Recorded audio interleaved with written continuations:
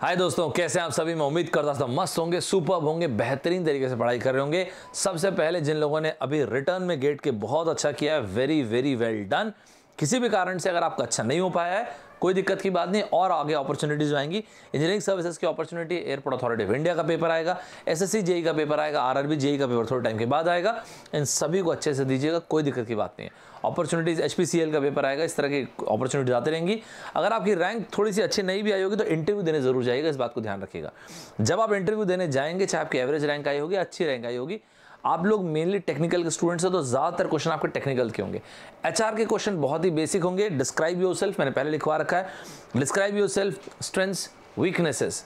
इसके अलावा आपके आइडल्स कौन है, रीजन, आपकी डेफिनेशन क्या है सक्सेस की, फेलियर की, अचीवमेंट की, आपका शॉर्ट टर्म गोल क्या है, लॉन्ग टर्म गोल क्या है। और उसके अलावा एक क्वेश्चन कई बार बनता है पजल का। मैं पर्सनली एमबीए वालों को भी पढ़ाता था, मेनली जो एमबीए की तैयारी करते हैं कैट वगैरह की। तो मैं एक तरीका होता था मेरे पूछने का क्वेश्चन, और वो आपको बताता हूँ कैसे। एक स्टूडेंट अगर एंटर किया रूम में, तो उसके बाद वो जेस्चर ओवर होने के बाद, गुड मॉर्निंग गुड आफ्टरनून होने के बाद, एक वाइट पीस ऑफ पेपर मैं उसके सामने रख देता था और उसको एक पेन देता था मैं, और उसमें एक पजल बना हुआ होता था, और मैं उनको एक टाइम लगा देता था कि ये लो, आपको 2 मिनट में बनाना है। अब पहले मेरी बात समझ लीजिए, कोई भी पजल जब आपको दिया जाए, अननेसेसरी अपने आप को प्रेशर मत डालिएगा। प्रेशर में कैसे, अगर आप ये सोचेंगे पजल मुझे सॉल्व करना ही है, तो कई बार आप चोक कर जाएंगे, because you have something to lose for. सोचिएगा ऐसा कि मुझे ना इस पजल को क्रैक करना है। क्रैक करना मतलब I should find the logic of this puzzle. मैं आपको एक बात बताता हूँ, अगर आप नहीं भी बना पाए उस पजल को और उसका लॉजिक भी बता दिए, इंटरव्यूअर इस चीज़ को कंसिडर करते, चिंता मत कीजिएगा। तो कोशिश कीजिएगा कि आप लॉजिक तक पहुँचे।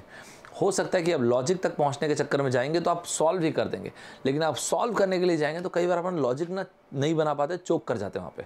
चलिए, सबसे पहला पजल, ये सीरीज में मैं बहुत सारे पजल्स डिस्कस करूँगा। हर एक पजल सिर्फ गेट के इंटरव्यू में नहीं, आप जिस भी इंटरव्यू में जा रहे हैं वहाँ भी इंपॉर्टेंट है, कॉलेज में कैंपस आ रहा है तो भी इंपॉर्टेंट, ध्यान रखिएगा। यार एक बहुत ही फेमस क्वेश्चन है जो आता है, उसको बोलते हैं टिक टैक टो। टिक टैक टो हम लोग बचपन से खेलते आ रहे हैं, मेरे ख्याल आप लोग खेले भी होंगे, देखे भी होंगे। जैसे इस तरह से, जैसे हम ये बनाते हैं टिक टैक टो। कैसे, या तो 3 एक्स जो हैं वर्टिकली आ जाएँ, तो यहाँ पे 3 एक्स आ गए वर्टिकली, या फिर ये 3 एक्स जो हैं हॉरिजॉन्टली आ जाएँ या डायगनली आ जाएँ। ना सिर्फ एक्स आ जाए, ओ आ जाए, क्या ही फ़र्क पड़ता है।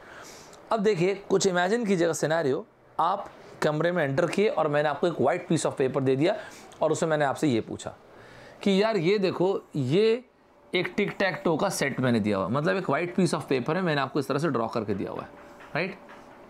मैंने आपसे इस तरह से ड्रॉ करके दिया हुआ, मेरे ख्याल से एकदम क्लियरली आपको समझ में आ रहा है कैसा कैसा ड्रॉ किया। अब मैंने आपको क्या बना के दिया है, मैंने आपको यहाँ पे एक टिक टैक टो बना के दिया हुआ है, और जब मैंने टिक टैक टो आपको बना के दिया हुआ है तो मैं आपसे ये पूछ रहा हूँ, who will win this game. ठीक है, मैंने पूछा who will win this game, कि यार आप एक बात बताइए, इस गेम को जीतेगा कौन। देखिए मैंने ड्रॉ कैसे किया, मैंने यहाँ पे एक एक्स बनाया है, यहाँ पे एक एक्स बनाया है, यहाँ पे एक एक्स बनाया है, और उसके बाद मैंने यहाँ पे एक ओ बना रखा है, एक ओ बना रखा है, ओ बना रखा है। ध्यान से सुनिएगा, अगर इसके बाद का स्टेटमेंट मैं नहीं भी बोलूँ तो भी आप अज्यूम करके रखिएगा, इम्प्लिसिट होता है वो, फिर मैं अभी बता देता हूँ कैसे खेलते हैं टिक टैक टो। याद कीजिए, या तो आपको जीतने का प्रयास करना है, पहली प्रायोरिटी, और नहीं जीत रहे हैं तो सामने वाले को जीतने से रोकना है। अग्री करते हैं, एग्जैक्टली यही चीज़ है। अगर ये स्टेटमेंट इंटरव्यूअर नहीं भी बोले तो भी अज्यूम कीजिएगा ये स्टेटमेंट है वहाँ पे। फिर से, आपको जीतने का प्रयास करना, नहीं जीत रहे तो सामने वाले को ब्लॉक करना है, एग्जैक्टली ये चीज़ यहाँ पे। अब अगर मैं आपके सामने ये स्टेटमेंट, तो अगर ये नहीं भी बोला जाएगा तो ध्यान रखिएगा, अगर आप आपके सामने मैं ये पजल दे दूँ, यहाँ पे एक बिल्कुल ना एक बचकाना सवाल कई बार बनता है, लेकिन वो मत पूछेगा। और वो सवाल क्या है कि सर चांस किसकी है। ख़त्म हो गया, मैं समझ गया कि आपको कितना पजल आता है। यार ऑब्वियस सी बात है, अगर एक्स की चांस होती तो मैं यहाँ पे एक्स बना, अगर ये एक्स की चांस होती तो मैं यहाँ पे एक्स बनाता और एक्स जीत जाता, और ओ की चांस होती तो मैं ओ बनाता। तो मैं क्या ये बच्चों वाला सवाल आपसे पूछूंगा क्या कि चांस किसकी है? नहीं, सवाल ही नहीं उठता, ये आपको ढूंढना है। मतलब यहाँ पे मैं 2 चीज़ समझा, अगर कुछ नहीं बोला गया है तो भी मैं समझूंगा कि प्रायोरिटी जीतने को देना है, फिर ब्लॉक करने को। दूसरा पॉइंट मैं जो समझा कि मुझे रेट्रोस्पेक्टिवली सोचना है, मतलब मुझे ढूंढ के निकालना है कि चांस किसके, समझ पा रहे। यहां तक तो ये क्वेश्चन है। अब चलिए बना के देखते हैं, ध्यान से सुनिएगा। एक एक क्वेश्चन लूंगा मैं हर एक कंसेप्ट का, और उस एक एक क्वेश्चन से आपको कंसेप्ट क्लियर हो जाएगा, चाहे वो ये हो, चाहे वो क्रिप्ट अरिथमेटिक हो, चाहे ब्लड रिलेशन हो, सच झूठ वाले क्वेश्चन हो। ये बहुत फेमस पैटर्न है, प्रोबेबिलिटी का क्वेश्चन हो, चेस बोर्ड का क्वेश्चन हो। 10 मैं अलग अलग इसके आपके क्वेश्चन लूंगा, पजल के 10 के 10 क्वेश्चन आपको पजल एकदम क्लियर, वेइंग अरेंजमेंट हो, मशीन के क्वेश्चन हो, बहुत सारे क्वेश्चन आते हैं, और रोबोट का क्वेश्चन आता है। अब जैसे ये देखो, अब ये रहा सिनेरियो, आप मेरी बात को समझ सके और हम दोनों के बीच में क्लैरिटी रहे, इसलिए मैं काम करता हूँ, नंबर लिख देता हूँ 1, ये रहा 2, दिस इज 3। किसको लिख रहे हैं सर? स्क्वायर जो बने हुए हैं, ये रहा 4, 5, 6, 7, 8 और 9। अभी मेरे और आपके बीच में एक डिस्कशन हुआ था, क्या कि सबसे पहले आप मुझे एक बात आइए, हम इस क्वेश्चन को डिस्कस क्यों कर रहे हैं? आप और मैं इस क्वेश्चन को डिस्कस इसलिए कर रहे हैं because nobody has one this game. कोई भी ऐसा नहीं है, चाहे वो एक्स बनाया हो चाहे ओ बनाया, उसने इस गेम को जीता नहीं है। और क्योंकि इस गेम को जीता नहीं है, इसलिए इस क्वेश्चन को डिस्कस करना तो बनता है। ठीक है, मतलब पहली प्रायोरिटी फॉलो नहीं हुई है, प्रायोरिटी तो जीतने की थी, और अगर नहीं जीत रहे हैं तो ब्लॉक। तो अब मेरे सवाल का जवाब दिए दीजिए। दूसरा सवाल मेरे पास ये रहा कि यहाँ पे ब्लॉक कहाँ पे हुआ है? अच्छा हाँ यार, अब जैसे मैंने इसको देखा तो मुझे 2 यहाँ पे एक्स दिखे और ये रहा 7th पे ओ दिखा। यहाँ पे एक ब्लॉक है और ये रहा 9th पे, यहाँ पे ब्लॉक है। आपने देखा कैसे कि हम लोगों ने इसको ब्लॉक, ये रहा 7th पे और ये रहा 9th पे। मैं आपको ना सॉल्यूशन रटाना नहीं चाहता, मैं आपको बताना चाहता हूँ कि इसको ऐसे सोचते हैं। तो आपको 10 अलग अलग कंसेप्ट डील करूंगा, उसके बावजूद आपको ऐसा लगेगा कि सर कुछ और बचा तो मैं और ले लूंगा, लेकिन 10 कंसेप्ट में आपको मुझे लगता है काफ़ी हो जाएगा। दोबारा सुनेगा, मैंने आपसे क्वेश्चन पूछा कि इस क्वेश्चन को हम डील ही क्यों कर रहे हैं। पहला सवाल, 2 आपको मैं असम्पशंस बता दिए जो अंदर रहते हैं, इम्प्लिसिट होते हैं। इसके बाद अभी मैंने आपसे ये कहा कि इस क्वेश्चन को हम डिस्कस क्यों कर रहे हैं, क्योंकि यहाँ पे nobody has one this game. तो जब प्रायोरिटी की पहली प्रायोरिटी फॉलो ही नहीं हुई है कि किसी ने गेम जीता, तो क्या कहीं पे ब्लॉक हुआ है? हाँ, 7th और 9th में। तो इसका मतलब क्या समझते हैं? इसका मतलब इनफैक्ट मैं काम करता हूँ, मैं एक और बना देता हूँ ताकि आप ना यहीं पे समझ में आए। थोड़ा सा पतला मैंने बनाया जगह के हिसाब से, लेकिन आपको ना क्लियर यहाँ पे बढ़िया हो जाएगा। ये रहा एक्स, एक्स और ये रहा एक्स, और फिर अपन ड्रॉ कर देते हैं क्या, ये ओ, ये हो गया। ओ सॉरी यार, ये एक्स ऊपर था, वेरी सॉरी फॉर दिस, ये वाला एक्स ऊपर था, कोई दिक्कत नहीं।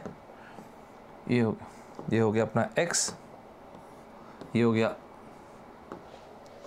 वन सेक दिस, तो ये हो गया अपना ओ और ये था एक्स, कुछ इस तरह से था। और ये रहा अपना ओ, तो ये रहा ओ और ये रहा ओ। ठीक है, अब ज़रा गौर से देखना, यहाँ पे अगर आप देखोगे मैंने कहा या तो 7th या तो 9th किसी एक पर ड्रॉ हुआ है। ओके ठीक है, अब जब 7th और 9th किसी एक पर ड्रॉ हुआ है, इसका मतलब क्या है? देखो इधर भी नाम लिख देता हूँ ताकि आपको समझ में अच्छा आएगा। 1 2 3 4 5 5 6 7 8 और ये रहा 9। ध्यान से सुना, मैंने आपको जो 2 असम्पशंस बताया समझ में आ गया। फिर मैंने आपको ये पूछा कि क्वेश्चन हम डिस्कस ही क्यों कर रहे हैं, क्योंकि यहाँ पे कोई जीता नहीं है। तो जीता नहीं तो प्रायोरिटी में सेकंड प्रायोरिटी मतलब कहीं पे ब्लॉक हुआ है कि हाँ ब्लॉक हुआ है, 7th ब्लॉक हुआ है, 9th ब्लॉक हुआ है। इसका मतलब समझो क्या है? इसका मतलब ये है कि इसके ठीक पहले या तो 7th नंबर के स्क्वायर पे मार्क हुआ है या तो फिर 9th नंबर के स्क्वायर पे मार्क हुआ है। सर ये कैसे पता चला आपको? यही तो बात है, यही चीज़ मैं आपको बोल रहा था कि प्रायोरिटी, यही चीज़ मैंने आपको क्या कहा था कि प्रायोरिटी के फॉर्म में। मतलब मैंने बोला था इस क्वेश्चन को हम डिस्कस इसलिए कर रहे because nobody has one this game. तो कहीं पे ब्लॉक हुआ है क्या? तो ब्लॉक 7th और 9th पे हुआ था। तो या तो उसके ठीक पहले वाले चांस में 7th में मार्क हुआ है या तो उसके ठीक पहले वाले चांस में 9th में मार्क हुआ है। तो कौन सा करेक्ट है सर? कोई भी करेक्ट हो सकता है। तो कभी भी रीजनिंग में केस बनाने से मत घबराइएगा। तो ये रहा एक केस और ये रहा एक केस, ठीक है, ये रहे 2 केसेस। चलिए मैं यहां से शुरू करता हूं, ठीक है। अब एक बात आप मुझे बताइए, यहां पे मुझे बताइए, इसका मतलब हमको तो रिजल्ट पता है, यहां पे x बना है और यहां पे o बना है, ये अपने को रिजल्ट पता है। अब आप सोच के देखिए, x आप बनाने वाले x, आप यहां पे भी फंस चुके थे और आप यहां पे भी फंस चुके थे, और आपने ये डिसाइड किया कि अरे यार मैं तो दोनों तरफ फंस चुका हूं, तो let me draw this x, और आपने यहां पे एक x ड्रॉ किया। ये गुड इनफ रीजन है, क्योंकि हमको तो पता है ना फाइनल फिगर ये है, हम फिगर थोड़ी चेंज कर देंगे यार। हम ना उस रीजनिंग में जाना चाह रहे हैं कि रीजन क्या रहा होगा। ध्यान से देखो मैंने क्या कहा, आप यहां से ही फंस चुके थे और यहां भी फंस चुके थे, तो अगर मैं ये बोलूंगा इसलिए आपने यहां पे ये x बनाया, this is a good enough reason. समझ पा रहे? यहां पे आ जाओ, आप जब यहां पे फंस चुके थे वो तो सेकेंडरी बात। अरे भाई जब गेम जीत रहे थे यहां पे, तो अगर आपको ओ बनाना ही होता तो यार अपन पागल थोड़ी यार, हम लोग यहाँ पे ओ बनाए होते और गेम जीते होते। समझ पा रहे हैं क्या? दोबारा देखो, मैंने प्रायोरिटी में क्या बताया, पहली प्रायोरिटी आपको गेम जीतना है। तो सर लेकिन यहाँ तो ब्लॉक हुआ, तो ब्लॉक हुआ तो उससे क्या हुआ, उससे पहले प्रायोरिटी जीतने की है। मैं यहाँ पे ओ बनाता और मैं गेम जीत जाता, अग्री करते हैं? इसका मतलब ये हुआ कि जो फिगर हमें दिया गया है और जो फिगर दिया गया मतलब ये वाला फिगर दिया गया है, डेफिनेटली इसके पहले वाली चांस ओ की तो नहीं रही होगी, क्योंकि अगर ओ की चांस होती तो ओ यहाँ पे बनाता और ओ गेम को जीत जाता। इसका मतलब ये हुआ कि इसके पहले वाली चांस एक्स की रही होगी, तो अब जो चांस आएगी वो ओ की आएगी और ये रहा ओ गेम जीत गया। समझ में आया सभी को? बढ़िया सा क्वेश्चन था, छोटा सा पजल क्वेश्चन, मजेदार क्वेश्चन था। मेरी तरफ से डबल स्टार लगाइएगा टिक टैक टो के क्वेश्चन को। यहाँ पे जो चीज़ हमको सीखने लायक है वो ये है, अगर नहीं भी बोला जाए तो ध्यान रखिएगा दो स्टेटमेंट इम्प्लिसिटली। सबसे पहले इंसान को जीतने का प्रयास करना, नहीं जीत रहा है तो फिर ब्लॉक करना है। दो और स्टेटमेंट जो ध्यान रखिएगा वो ये है, ये सवाल मतलब लाजमी नहीं है कि बीच में क्या ड्रॉ करना है, एक्स आएगा क्यों आएगा। इंपॉर्टेंट ये कि रेट्रोस्पेक्टिवली सोचना है। अगर कोई आप डिस्कस क्यों कर रहे हैं, क्योंकि कोई जीता नहीं है, तो ब्लॉक कहीं पे हुआ है क्या, ब्लॉक को पिक करें। तो प्रायोरिटी में सेकंड प्रायोरिटी में ब्लॉक था, तो ब्लॉक 7th पे हुआ था और 9th पे हुआ था। 9th पे अगर मैं एक्स बनाने का रीजन सोच रहा हूं तो ये बंदा यहां पे भी ब्लॉक हो गया, तो इधर ब्लॉक हो गया था, सो आई हैव अ रीजन।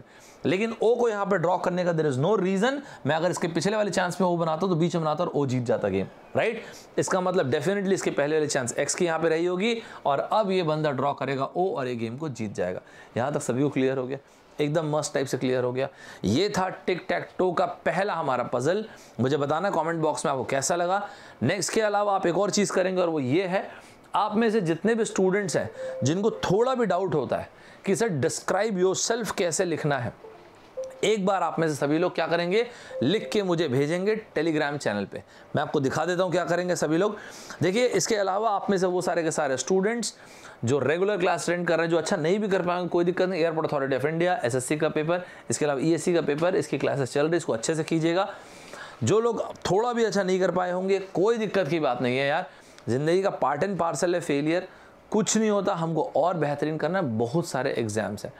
मैं उम्मीद करता हूँ कि ये सारे के सारे वीडियोस आप देख रहे होंगे, इस पे प्रोडक्टिविटी पे जो लोग इंटरव्यू देने जाने वाले हैं वो ये सारे वीडियो ज़रूर देखिएगा।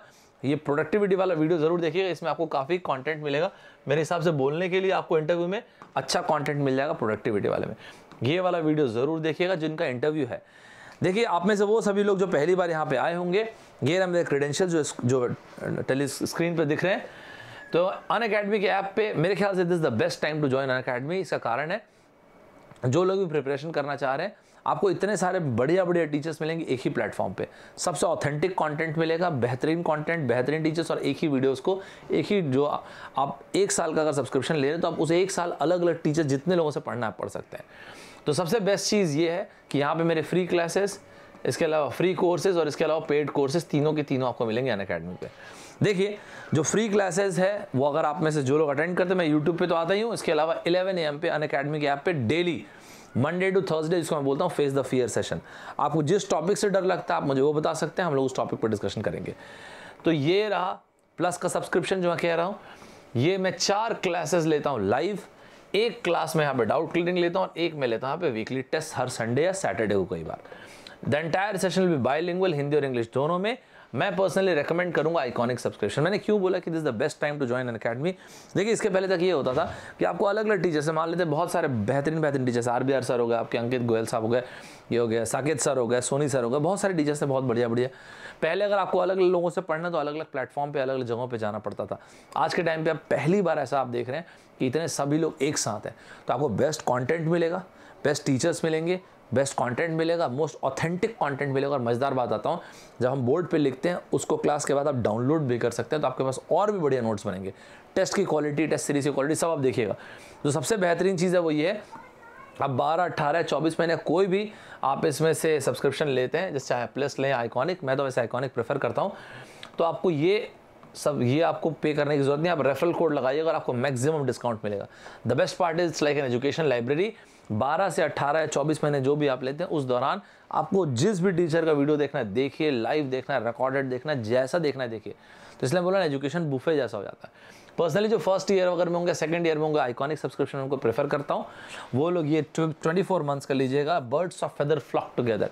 आप देखिएगा, अगर आपने डिसाइड कर ही लिया आपको पढ़ना है तो फिर सोचिएगा मत, यहाँ पे आप ये ST26 लगाइएगा, इमीडिएट आपको मैक्सिमम बेनिफिट यहाँ पे मिल जाएगा, राइट। सर आपने बोला कि आपकी फ्री क्लासेस भी आती है, फ्री कोर्सेज भी आते हैं, पेड कोर्सेज भी। यस, इसके बारे में आपको आइडिया लग जाएगा। आप अनअकैडमी में यहाँ पे मुझे फॉलो कर लीजिएगा। और इसके अलावा जो भी चीज़ें मैं यूट्यूब में या 11 AM के जो फ्री सेशंस में लेता हूँ वो दोनों के दोनों नोट्स अवेलेबल होते हैं FT एक्सप्रेस में एंड सौरभ सर ऑफिशियल, इन 2 जगहों पे। एक बार आपको मैं ज़रूर दिखाता हूँ, जाने के पहले इसको लाइक शेयर सब्सक्राइब जरूर करते हुए जाना, मस्त रहेगा ऐसे, ठीक है।